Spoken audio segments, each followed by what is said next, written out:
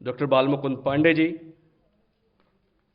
एवं श्री राघव शरण शर्मा जी, और कार्यक्रम की अध्यक्षता कर रहे हमारे कुलमुख प्रोफेसर रजनीश कुमार शुक्ल जी। आप सभी से निवेदन करता हूं कि आप मां सरस्वती के प्रतिमा के समक्ष दीप प्रज्वलन और पुष्पांजलि करते हुए मंच पर अपना नियत स्थान ग्रहण करें।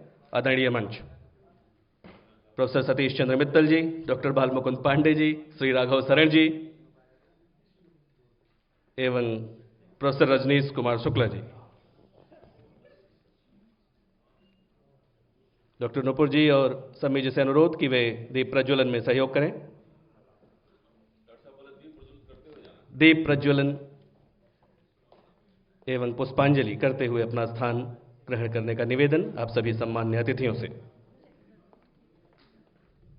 असतो मा सद्गमय तमसो मा ज्योतिर्गमय। अंधकार से प्रकाश की ओर का मार्ग दिखाता यह द्वीप ऊर्ध्वगामी बनने की प्रेरणा देता यह दीप की रश्मियां। दीप ज्योति परम ज्योति दीप ज्योतिर्जनार्दनः दीपो हरतु मे पापम दीप ज्योतिर्नमोस्तुते। शुभं करोतु कल्याणम् आरोग्यं सुख संपदां द्वेषबुद्धिविनाशाय आत्मज्योतिर्नमोस्तुते। इसी के साथ मैं सरस्वती वंदना के लिए अपने consultant research doctor Saurabh Mishra को आमंत्रित करता हूं। डॉक्टर सौरभ मिश्रा, सरस्वती वंदना के लिए।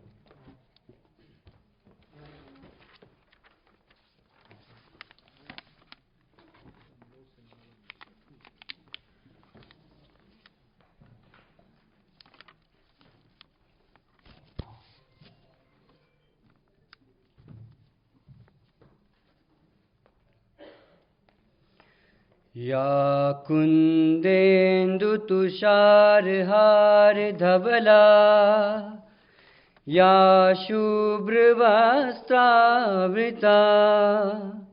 या वीणावरदण्डमण्डितकरा या श्वेतपद्मासना या ब्रह्माच्युतशङ्करा प्रभृतिभिः देवैः सदा वन्दिता सा मां पातु सरस्वती भगवती निःशेषजाड्यापहा। शुक्लां ब्रह्मविचारसार परमा या जगत व्यापिनी वीणा विद्याधारिणीमभयदा जाड्यान्धकारापहा।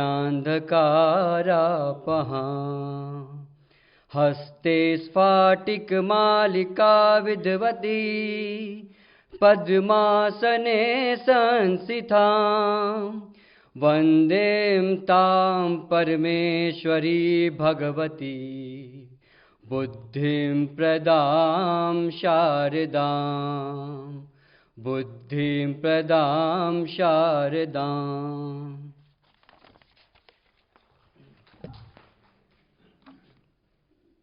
धन्यवाद डॉक्टर सौरभ।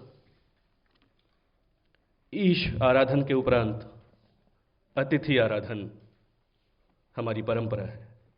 इसी अतिथि देवो भव के मूल भाव का निर्वाह करते हुए मैं अपने वरिष्ठ और कनिष्ठ सहयोगियों से निवेदन करता हूं कि वे सर्वप्रथम, मेरा निवेदन इस कार्यक्रम की अध्यक्षता कर रहे अपने कुलमुख से है कि वे आज के कार्यक्रम के मुख्य वक्ता प्रोफेसर सतीश चंद्र मित्तल जी का तिलक लगाकर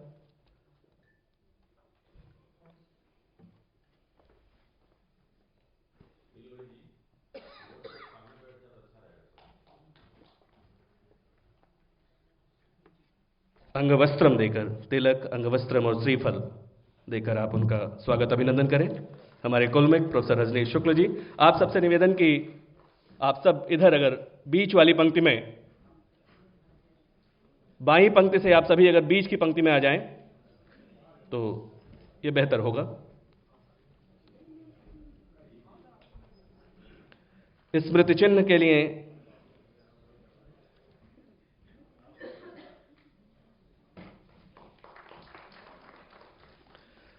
पुस्तकों के लिए मैं डॉक्टर नुपुर से निवेदन करता हूं कि डॉक्टर नुपुर जी और ज्योत्सना जी सर को पुस्तकें देकर, डॉक्टर ज्योत्सना जी, डॉक्टर नुपुर जी सर को पुस्तकें प्रदान कर आप उनका स्वागत अभिनंदन करें।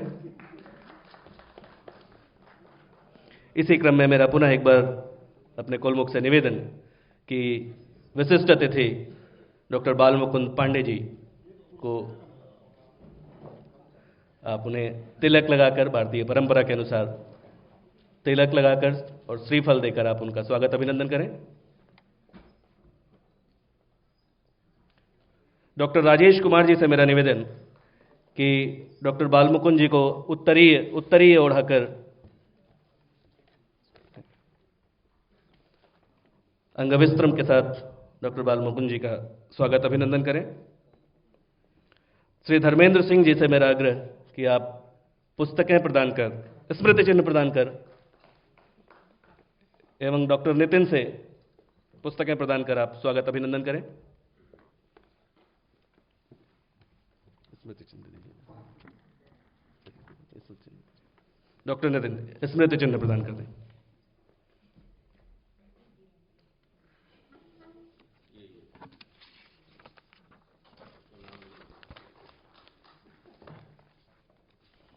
स्वागत के इसी क्रम में हमारे दूसरे विशिष्ट अतिथि डॉक्टर राघव सरन जी आपको तिलक लगाकर और श्रीफल देकर स्वागत करने के लिए मैं फिर एक बार अपने कुलमुख से निवेदन करता हूं।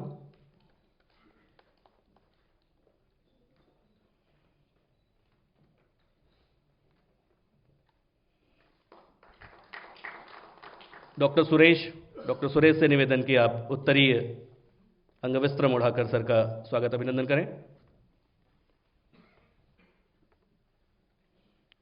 डॉक्टर विनोद और डॉक्टर नौसाद पुस्तकें प्रदान करके, डॉक्टर विनोद और डॉक्टर नौसाद राघव सरन सर को पुस्तकें प्रदान करके और डॉक्टर मालविका जी स्मृति चिन्ह देकर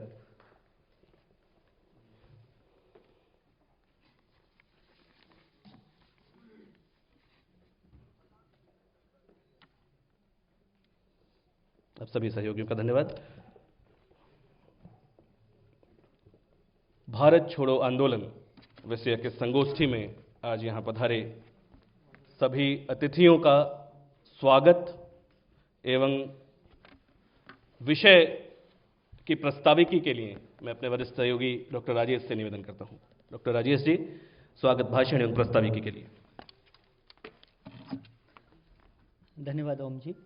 आप सभी को नमस्कार। वर्ष 2017 में भारत छोड़ो आंदोलन के 75 वर्ष पूरे होने के उपलक्ष्य में यह सेमिनार इस आंदोलन में बढ़ चढ़कर भाग लेने वाले हजारों विद्यार्थियों, किसानों, महिलाओं व आम लोगों की भागीदारी को याद करते हुए व हजारों लोगों द्वारा दी गई प्राणों की आहुति को श्रद्धांजलि देने का एक प्रयास भी है। 8 अगस्त 1942 को गांधी जी ने जब अपने प्रसिद्ध भाषण में डू और डाई, करो या मरो का नारा दिया, उस समय पहली बार उनके द्वारा ये स्पष्ट हो पाया था कि यही सही समय है भारत की आज़ादी की लड़ाई को आगे बढ़ाते हुए इस संबंध में कुछ कर गुजर जाने का। इस आंदोलन में लोगों की भागीदारी को याद करना व देश के स्वतंत्रता संघर्ष में बलि देने वाले वीरों को श्रद्धांजलि देने का ये कार्य सही अर्थों में लोगों का इतिहास लेखन, पीपल्स हिस्ट्री राइटिंग की दिशा में ईमानदारी से प्रयास करते हुए इस दिशा में आगे बढ़ने का एक प्रयास है। पुनः ब्रीफ में मैं आप लोगों से थोड़ा विश्व के संदर्भ में लोगों का इतिहास लेखन के विषय पर अपना परिचय, इस सेमिनार की बैकग्राउंड पृष्ठभूमि में परिचय देते हुए बात करना चाहूँगा कि लोगों का इतिहास या इतिहास नीचे से, हिस्ट्री फ्रॉम बिलो की परंपरा की शुरुआत करते हुए यूनिवर्सिटी ऑफ प्यूर्टो रिकॉन के इतिहासकारों ने अपने देश के इतिहास पर टिप्पणी करते हुए कहा था कि अब तक लिखा गया इतिहास इतिहासहीन है, क्योंकि इसमें हमारे यानी आम लोगों का इतिहास नहीं है। इसी प्रकार पूर्वी यूरोप के राष्ट्रवादी इतिहासकारों ने अपने देश के लोगों द्वारा विदेशी शासन के खिलाफ संघर्ष में भाग लेने वाले आम लोगों का इतिहास लिखने की परंपरा पर काम किया। इसी प्रकार का मत इतिहास लेखन के एक अन्य स्कूल डार ए इस्लाम के इतिहासकारों का रहा। उन्होंने कहा कि हम एक तरफा व बेकार के इतिहास लेखन को समाप्त करते हैं, जिसमें सिर्फ व्यक्ति विशेष के नायकीय कार्यों का लेखा जोखा है। इसमें लोगों के एक बहुत बड़े समूह को इतिहास से बाहर रखा गया है। इसी कड़ी में जब रूस के शासक जार ने पुस्किन से वहाँ के किसान नेता पुगाचेव का इतिहास लिखने की चर्चा सुनी, तो जार ने कहा कि इस प्रकार के व्यक्ति का कोई इतिहास नहीं होता। यदि हम भारत के संदर्भ में लोगों का इतिहास लेखन की परंपरा की बात करें, तो एक आश्चर्यजनक व रुचिपूर्ण बात सामने आती है। हमें बताया गया है कि सन 1976 में भारतीय इतिहास कांग्रेस के त्रिवेंद्रम अधिवेशन में E.P. थॉम्सन ने कहा कि भारत में लोगों का इतिहास लेखन एवं अध्ययन पर जोर देने की आवश्यकता है, जबकि ये पूर्णतः सत्य नहीं है। भारत में इस दिशा में यदि हम देखें तो बंकिम चंद्र चटर्जी, रविन्द्रनाथ टैगोर इत्यादि की रचनाओं में आम लोग होते थे।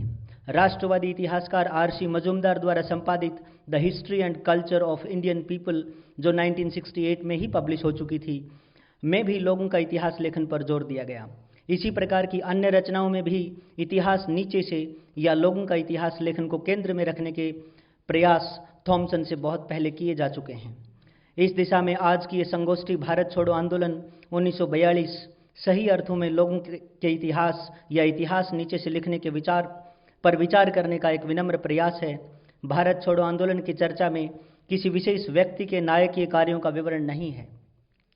इस आंदोलन में 9 अगस्त 1942 की सुबह पोह फटते ही जैसे ही प्रथम पंक्ति के नेताओं गांधी सहित को जेल में डाला गया, वैसे ही देश के सभी भागों बम्बई, बंगाल, संयुक्त प्रांत, मध्य प्रांत, मद्रास आदि में बहुत बड़े स्तर पर विद्यार्थियों, किसानों, महिलाओं ने गांधी जी के मंत्र करो या मरो के साथ आंदोलन की बागडोर अपने हाथों में संभाल ली। इसके अतिरिक्त जिन नेताओं ने इस आंदोलन में महत्वपूर्ण भूमिका निभाई, उनमें राम मनोहर लोहिया, सुचेता कृपालानी, बाबा राघव दास, अरुणा आसफ अली, अच्युत पटवर्धन, सरोजिनी नायडू आदि ने भूमिगत रहते हुए कुछ हद तक लोगों को दिशा निर्देश देने की कोशिश की तथा इस आंदोलन की ताकत बने।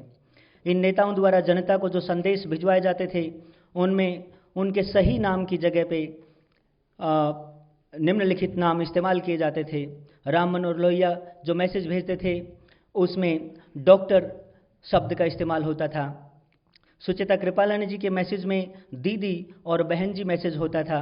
अरुणा आसफ अली कदम के नाम से आम लोगों में, आंदोलनकारियों में जानी जाती थी। अच्युत पटवर्धन कुसुम के नाम से जाने जाते थे। बाबा राघव दास दीदी के नाम से जाने जाते थे। लोगों के इस आंदोलन के दौरान देश के कुछ भागों को अंग्रेजी नियंत्रण से कुछ समय के लिए मुक्त भी करवा लिया गया था तथा वहां अपनी समानांतर सरकारें भी स्थापित कर ली थी। उदाहरणार्थ बलिया में पंचायती राज, तमलुक में जातीय सरकार, सतारा में प्रति सरकार के नाम से प्रशासन लोगों ने अपने हाथ में ले लिया था। परिषद इन स्थानों पर आंदोलन की मुख्य भूमिका को समझने का प्रयास करते हुए इन क्षेत्रों में भी संगोष्ठियां करवाए जाने के लिए प्रयासरत है। अंग्रेजी हुकूमत ने इस आंदोलन को दबाने के लिए अपनी पूरी मशीनरी लगा दी थी।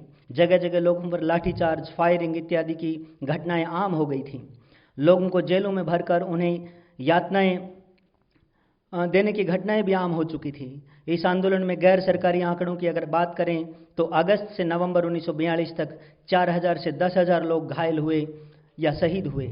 इतनी यातनाएं झेलने के बावजूद ये तय हो गया था कि भारत छोड़ो आंदोलन ने विदेशी शासन की चूलें हिलाकर रख दी हैं और लोगों के मन में ये बात स्पष्ट हो गई थी कि भारत में अब विदेशी शासन के दिन गिने चुने बचे हैं। इन्हीं शब्दों के साथ मैं आप लोगों का एक बार फिर से स्वागत करते हुए अपनी वाणी को विराम देता हूं। धन्यवाद।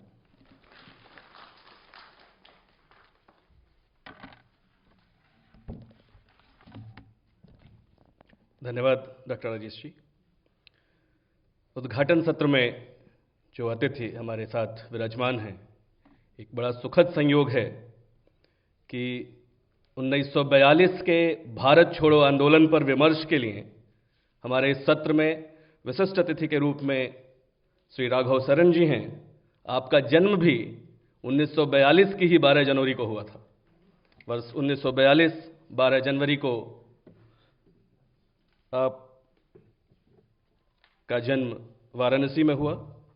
मूलतः आप इंजीनियर हैं, सामाजिक कार्यकर्ता हैं और प्रख्यात इतिहासकार हैं। हाइडल पावर प्रोजेक्ट के चीफ सुपरिंटेंडिंग इंजीनियर के पद से आप सेवानिवृत्त हुए। उसके पहले से भी लगभग 50 वर्षों से आपने अपना पूरा जीवन समर्पित किया हुआ है एक उत्साही यात्री के रूप में, एक सामाजिक कार्यकर्ता के रूप में, और लगातार पढ़ना और लेखन।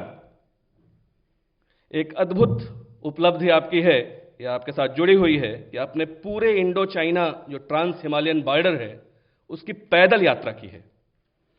आप अखिल भारतीय अग्रगामी किसान सभा के अध्यक्ष हैं। स्वामी सहजानंद सरस्वती शोध संस्थान वाराणसी के संस्थापक निदेशक हैं। कुछ जो प्रकाशित पुस्तकें हैं आपकी, उनमें India's war of independence through किसान डॉक्यूमेंट्स, 3 भागों में यह पुस्तक आपकी प्रकाशित है। झारखंड दर्पण आपकी एक प्रकाशित पुस्तक है। नक्सल मूवमेंट पे आपकी एक पुस्तक प्रकाशित है। Subhash Chandra Bose, pioneer of Indian economic and political planning, ये आपका एक बहुत चर्चित और प्रकाशित ग्रंथ है। पिछले वर्ष जंगे आजादी में मुस्लिम समाज शीर्षक से आपकी एक पुस्तक प्रकाशित हुई। ब्रह्मर्षि वंश विस्तार और the unfought war of 1962 an appraisal, ये आपके प्रमुख प्रकाशित ग्रंथ हैं। कुछ प्रकाशनाधीन कृतियां आपकी हैं। Forgotten heroes of colonial India, Subhash Chandra Bose पे 10 वॉल्यूम में आपका काम प्रकाशनाधीन है, और contemporary analysis of Bhagavad Gita, ये आपके प्रकाशनाधीन कृतियां हैं। मैं विनम्र भाव से ICHR परिवार की ओर से आपको आपके उद्बोधन के लिए श्री राघव सरन जी को आमंत्रित करता हूं। आपकी करतल ध्वनि के बीच श्री राघव सरन जी।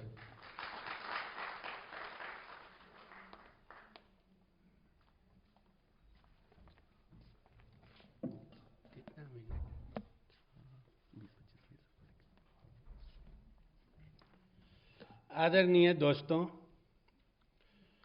भारत में इतिहास लिखने की परंपरा कल्हन के राज तरंगिणी और हर्ष चरित्र को छोड़ दें तो कभी नहीं रही। यहाँ भाट लोग और चारण लोग का साहित्य है, पमाड़ा है और झूठ और अंधविश्वास से भरा हुआ है। लोरिकाइन पढ़ेंगे तो लोरिक जब अपने माँ के सामने आता है तो लोरिक की माँ से दूध 36 लोहा के चदरा पार करके लोरिक के मुंह में गिर रहा है। अल्लाह पढ़ेंगे तो रुंड और मुंड 1 हफ्ता तलवार दोनों उदल के चलाते रहे, हजारों लोग मर गए। तो पृथ्वीराज रासो पढ़ेंगे तो पृथ्वीराज नायक है। अल्लाह पढ़ेंगे तो अल्लाह उदल नायक हैं। केदार भट्ट के जयचंद मैंग पढ़ेंगे तो जयचंद नायक है, जो रण क्षेत्र में प्राण दिया लड़ते हुए। आधुनिक काल में भी यही प्रवृत्ति है। कुछ लोग व्यक्ति को महिमा मंडित करते हैं जो इतिहास लिख रहे हैं, और कुछ लोग भौतिक परिस्थितियों का चित्रण करते हैं। ये दोनों अधूरा है। इतिहास अतीत तो कहता है, वर्तमान और भविष्य का पाथ फाइंडर हो, ऐसा इतिहास आज तक नहीं लिखा गया है। ये झूठ के बोलबाला भारत में होने के कारण एक अशोक के पीरियड को अब छोड़ दें तो भारत हमेशा गुलाम रहा है। कभी सिकंदर, कभी शक, कभी हुन, कुषाण, बैक्ट्रियन, सिथियन, जबन, तुगलक, खिलजी, पठान, अंग्रेज, पुर्तगीज, फ्रेंच, सिलसिला कभी ख़त्म नहीं हुआ, बराबर गुलाम ही रहा। तो इतिहास जब हम नए सिरा से लिखना चाहेंगे तो पुराने झूठ को विस्थापित करना चाहते हैं तो सत्य को रखना होगा। 42 का आंदोलन 2 वर्ड है, भारत छोड़ो और आंदोलन। अंग्रेजी में एगिटेशन, मूवमेंट और रिवोल्यूशन 3 वर्ड होते हैं। तीनों एक नहीं है, समान अर्थी नहीं है। अगर आंदोलन है तो उसमें निरंतरता रहेगी, उसमें मुद्दा रहेगा, और जब तक मुद्दा सॉल्व न हो तब तक कुछ चलते रहेगा। तो एगिटेशन कहा जाता है जो अकस्मात हलचल हो जाता है। तो जितना नाम आपको लिया गया है अभी, एक राघव दास को छोड़ करके सुचेता कृपलानी, लोहिया, जितने आप तरह तरह के नाम 42 के हीरो के सुने, 3 महीना के अंदर सब जेल के अंदर डाल दिए गए और आंदोलन फूस हो गया। और आंदोलन को जिन्होंने चलाया उसका नाम भी हम लोग न जानते। यह दुर्भाग्य है। ऐसा क्यों हुआ? ऐसा इसलिए हुआ कि कांग्रेस की स्थापना एक अंग्रेज ने किया, ह्यूम। कांग्रेस सोशलिस्ट पार्टी का स्थापना भी अंग्रेजों ने किया, हर्बर्ट मिलर। जयप्रकाश नारायण का लिखा हुआ है, किताब का नाम है नरेंद्र देव, उसके प्रस्तावना में बनारस से छपी है, मुकुट बिहारी लाल लेखक हैं, प्रस्तावना जयप्रकाश ने लिखा है, पढ़ लीजिए। कम्युनिस्ट पार्टी का स्थापना भी अंग्रेजों ने किया, फिलिप स्प्राट और ब्रेडले। एम.एन. राय जो किए, ताशकंद में क्लब बन के रह गया। और यहाँ जो स्थापना हुआ, एक गए लीग में, एक गए कांग्रेस में, सत्यभक्त और हसरत मुहानी। तो रियल में कम्युनिस्ट पार्टी 28 से है। तो विदेश ही से यहाँ की संसदीय दल संचालित होते थे और उसी के राजनीति में ऑपरेट करते थे। उसके बाहर न कम्युनिस्ट गए, न सोशलिस्ट गए, न कांग्रेस गए। और वही लोग इतिहास की किताब लिखे हैं और हम लोग वही पढ़ करके यहाँ माइक के सामने आपके सामने है। तो यह गैप है रियलिटी और इतिहास में।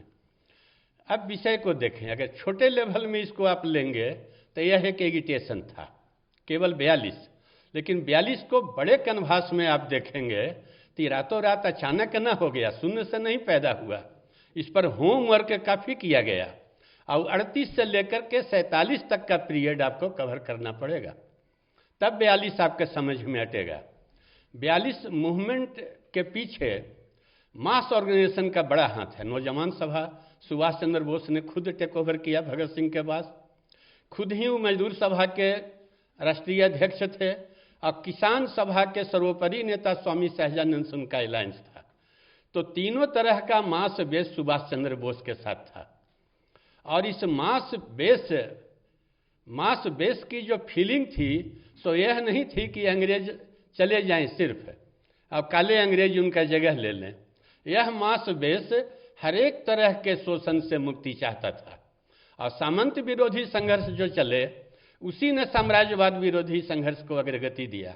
हुईटेकर साहब जब किसानों की सभा पर गोली चलाने आए तो किसान जो बोलते थे कि अंग्रेजी राज बड़ी अच्छा है, बाघ बकरी एक गांठ पर पानी पीता है, उनकी आंख खुल गई। जब तक कि अंग्रेज नहीं भगाए जाएंगे जमींदारी नहीं जाएगी, और जमींदारी नहीं जाएगी तो हमारा शोषण बलात्कार नहीं खत्म होगा। तो पूरी जनता अंग्रेज के खिलाफ खड़ी हो गई और एक दिन के लिए भी अंग्रेज को बर्दाश्त करने को तैयार नहीं हुआ। लेकिन यहाँ का इलाइट वर्ग जिनकी किताबें हैं बिक रही हैं और जिनकी चौराहे पर मूर्तियाँ हैं, वो अंग्रेजों के पैर में लटक रहे थे, आप हमें छोड़ करके अनाथ मत जाएं। और कृपा करके माउंटबेटन गवर्नर जनरल बना रहा, अपने ऑफिसर दे दिया जिन्होंने संविधान बनाया। गॉड सेव द किंग गाते हुए यूनियन जैक के सामने हमने तिरंगा फहराया और इंग्लैंड की रानी हमारी रानी है, यह मंत्र जपते हुए कॉमनवेल्थ के मेंबरशिप स्वीकार की है।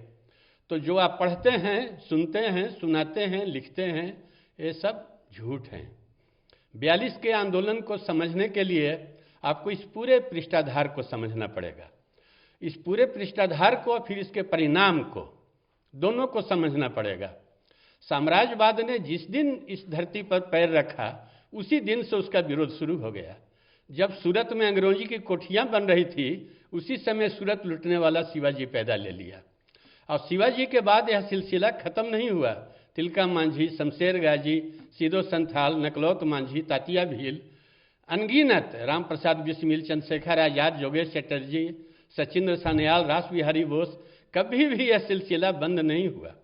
लेकिन हम लोग इतने बेईमान हैं, आदिवासियों ने नक्सल सिपाही विद्रोह को शुरू किया 1857, सीधो संथाल, और नकलौत मांझी भीमा नायक के साथ खत्म हुआ। लेकिन राजा रानी सब स्पेस पकड़ लिए, कहीं भी अमानुल्लाह खां, अहमद शाह बख्त खां नहीं है, जीनत महल, हजरत महल, नाना साहब, यही सब कुछ है। तो इतिहास लिखने में हम लोग ईमानदारी नहीं बरतते हैं। हमारी दिशा भी सोच की यह नहीं है, जनता के तरफ से नहीं सोचते हैं।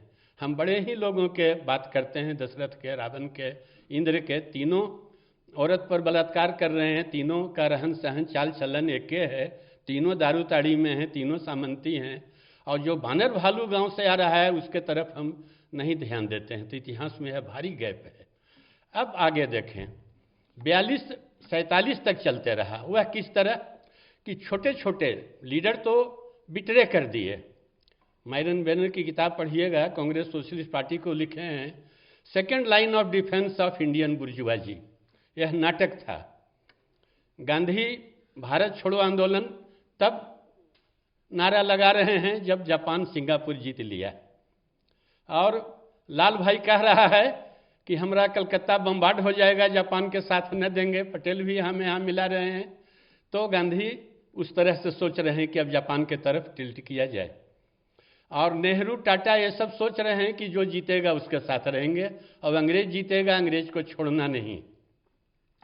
तो इस कसम कस में एक बीच का रास्ता निकाला गया, नारा लगा के जेल चल जाओ।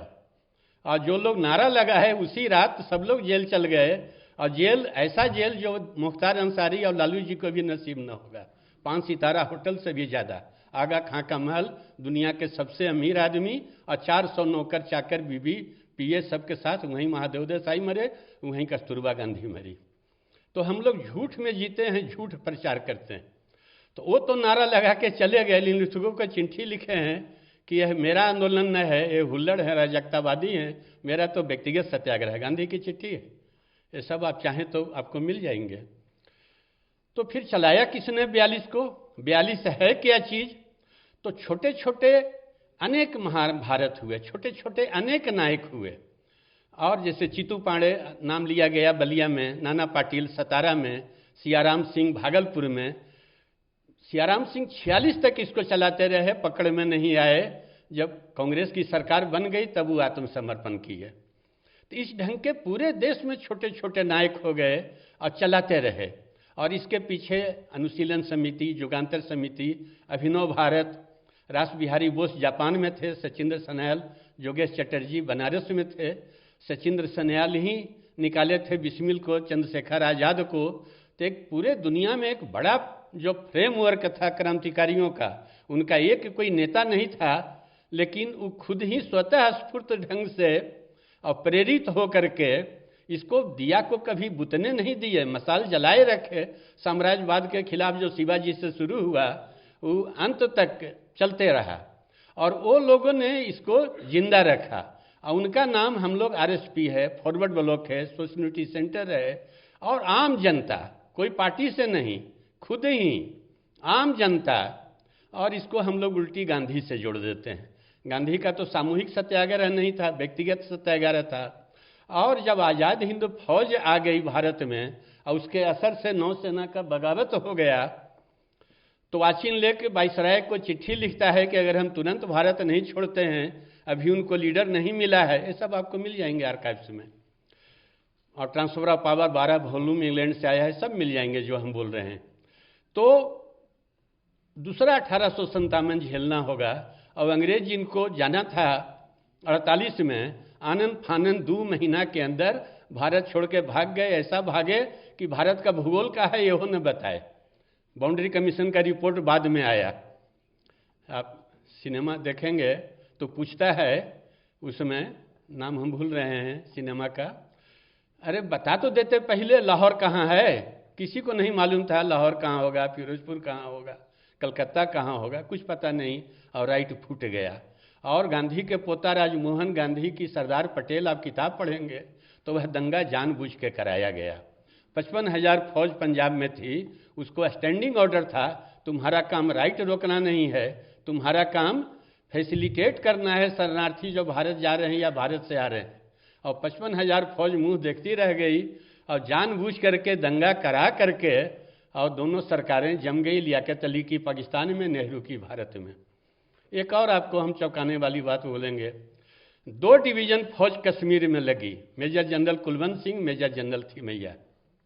क्या बात था कि हैदराबाद में 6 डिवीज़न गया। जब राजा को अधिकार न था इंस्ट्रूमेंट ऑफ एक्सेशन पर साइन करने का, जनता की इच्छा से चलना था, और कैंटोनमेंट अंग्रेज के पास था। तो हम लोगों से बहुत सी चीज़ें छिपाई जाती है। कोई लौह पुरुष बन जाता है, कोई पीतल पुरुष, कोई चांदी पुरुष। सच्चाई जो हम लोग से छिपा हुआ है। तो 42 का जो आंदोलन है उसका प्रभाव क्या हुआ? 42 के आंदोलन का प्रभाव हुआ कि साम्राज्यवाद ने घुटने टेक दिए जन विप्लव देख करके। अगर दूसरे ढंग से आज़ादी होती तो हो सकता था यहाँ भी हमको कोई डिवेलोरा मिल जाता, मुस्तफ़ा कमाल पाशा मिल जाता, आंग सोंग मिल जाता। यह प्रक्रिया पूरी नहीं हुई तो टोटल इंडिपेंडेंस के जगह हमको डोमिनियन स्टेटस का झुनझुना पकड़ा दिया गया। तो अगर वो जन उभार नहीं होता, जन विप्लव नहीं होता और आज़ाद हिंद फौज और नौसेना का विद्रोह नहीं होता, उचित प्रोसेस में अगर आज़ादी हम छीने होते तो आज भारत महाशक्तियों के पीछे नहीं घिसटता। इसको सूरज की रोशनी अकूत है और नक के बराबर बिजली निकाल रहे हैं, लाखों मेगावाट हाइडल है, नक के बराबर उसे निकाल रहे हैं। थर्मो इलेक्ट्रिसिटी है राजस्थान के मरुभूमि में, छू भी नहीं रहे हैं। इंटैप्ट मिथन है कारोमंडल में, छुए भी नहीं है। 17,000 किलोमीटर समुद्री सीमा है विंड एनर्जी, और हम दूसरे देश से यूरेनियम और डीजल रखे। तो आप अभी भी आज़ाद हैं, यह एक डाउट का चीज़ है। तो 42 ने ही साम्राज्यवाद को घुटने टिकाया और 42 को ही यह श्रेय है कि भारत में जनता की सरकार नहीं आई।